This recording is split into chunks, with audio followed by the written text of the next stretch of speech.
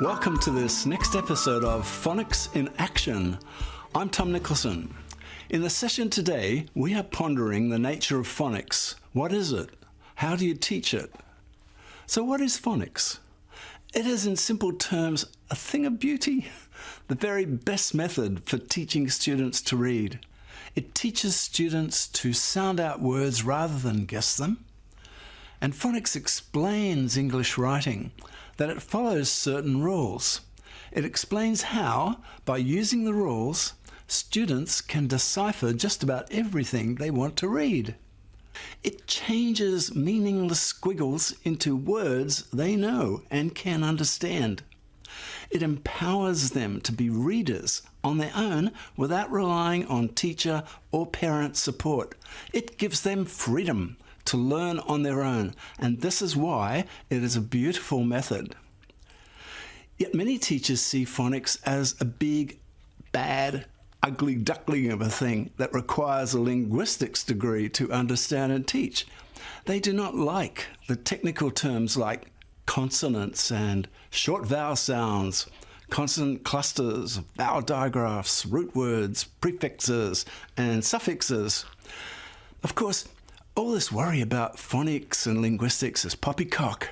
Phonics teaching is not so complex and complicated that it can't be understood by even the youngest child in school and by the most inexperienced teacher, as long as we take the time to give it a go. And children like learning new words like consonants, vowels, and syllables. I mean, they may not spell them correctly at first. They may spell vowels as V-O-W-L-E-S. I mean, they might spell consonants as consonants and syllables with an I instead of a Y, but eventually they will. I mean, phonics doesn't have to be a masterclass each time you try it with students, though you do need to take care about how you prepare for it. I mean, you can't just walk in the class and start teaching phonics. I mean, that will end in disaster and chaos. You need to plan for it beforehand.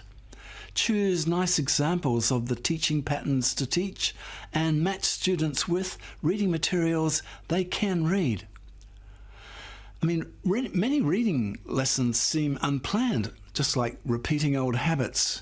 Now, we need to take time to prepare so that we do a good job. I mean, the aim of this course is to put those old habits to the sword to create a new way of teaching for success.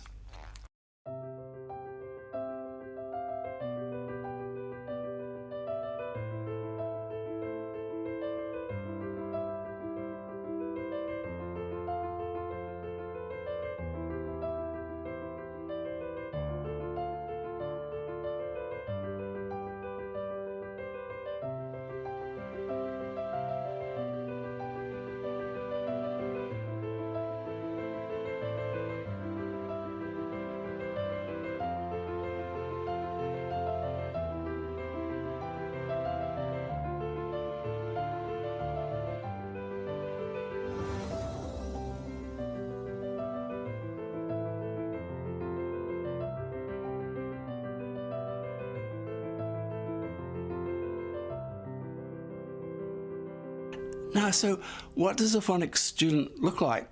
Well, it's someone who can recode the alphabet letters into phonemes that they represent and then blend those meaningless phonemes together to come out with a beautiful approximation of the spoken form of the word. And how do we teach phonics? Well, the most common approach I see is to teach it in a random way. I mean, as the opportunity arises, which essentially means cherry picking something on the day, something that's interesting from the big book, perhaps the AY word, and writing a list of the AY words on the board. I mean, it might not even be that. It might simply be the teacher pointing to the word street and reminding the students that it starts with st. I mean, that's not really an organized way to teach. I mean, there's no system, there's no structure. I mean, the way we prefer is to be explicit and systematic, to have a specific, stepped, scope and sequence of teaching from easy to more complex letter sound rules. The teacher builds strong foundations and keeps adding to these. So explicit systematic phonics starts in week 1 with a small group of letter sounds, the s, a, t, p, s, a, t, p, teaches those letter sounds and explains how to make words from those 4 letter sounds. For example, at, sat, sat, pat, pat. Then in week 2, go to step 2, the letters I, N, M, D, and make words of that. And then step 3 and so on until you teach all 26 letter sounds. And from that foundation, the phonics teacher then builds up more and more knowledge of how to decode English words. I mean, the aim of phonics is to find simplicity and beauty in the writing system. It teaches students to see the structure of English writing. Students learn the skills of an architect, the ability to see structure and sense in English writing. Phonics builds systematically reading skills that will stand strong, stand the test of time. The history of phonics is kind of interesting. It has had an up and down history the last 100 years.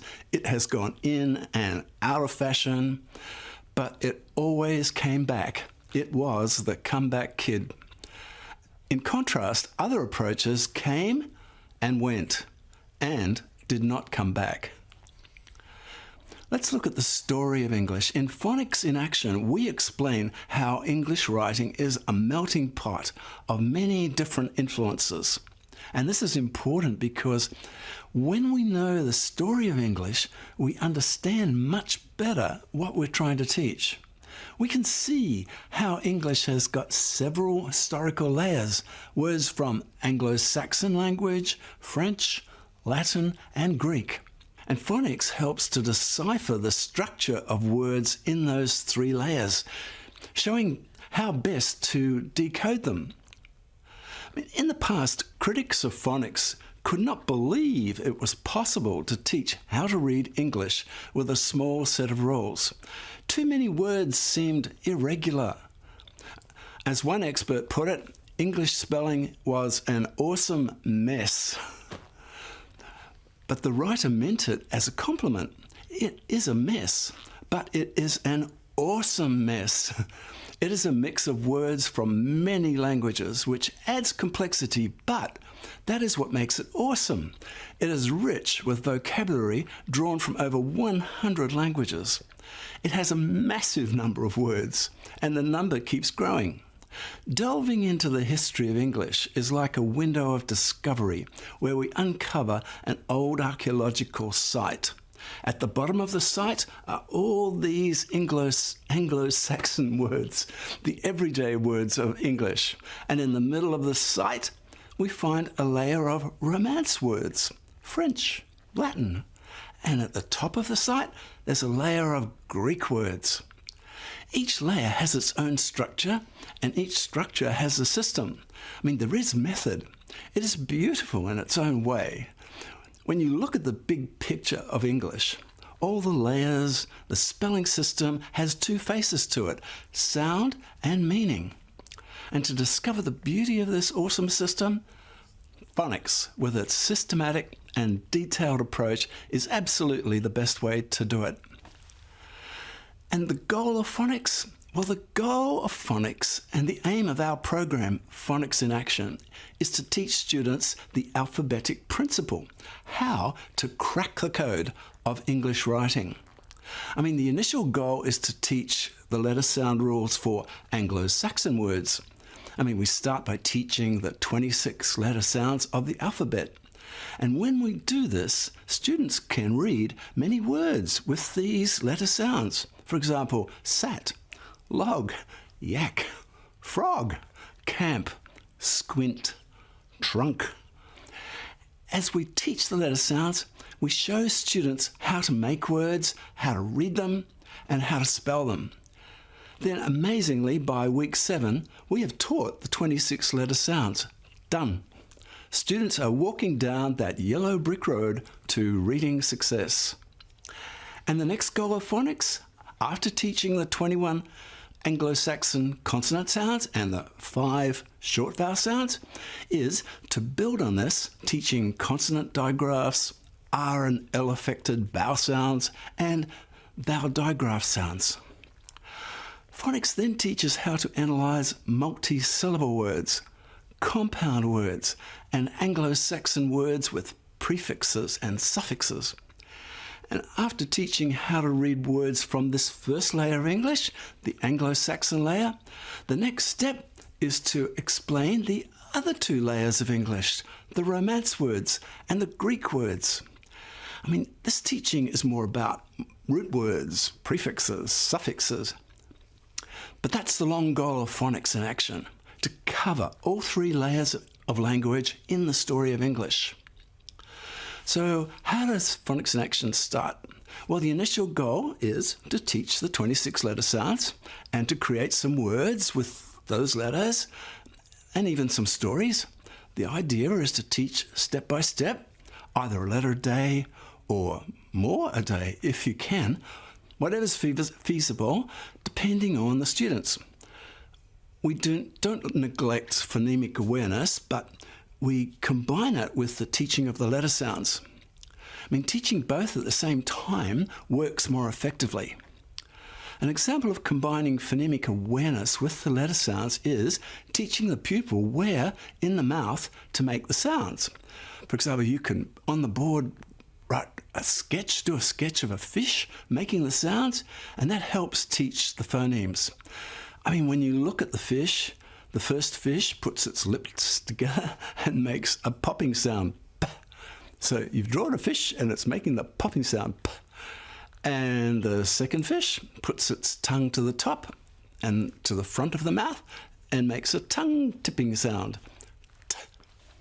And the third fish puts its tongue at the front of the mouth and releases the air slowly, like air in a tire.